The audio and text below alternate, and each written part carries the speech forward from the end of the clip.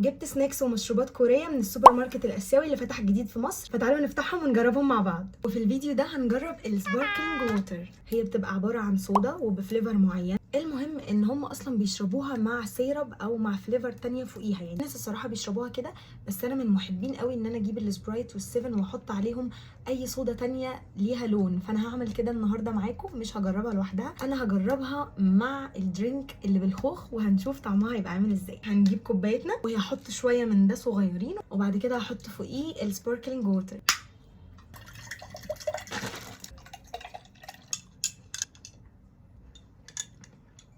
تحفه.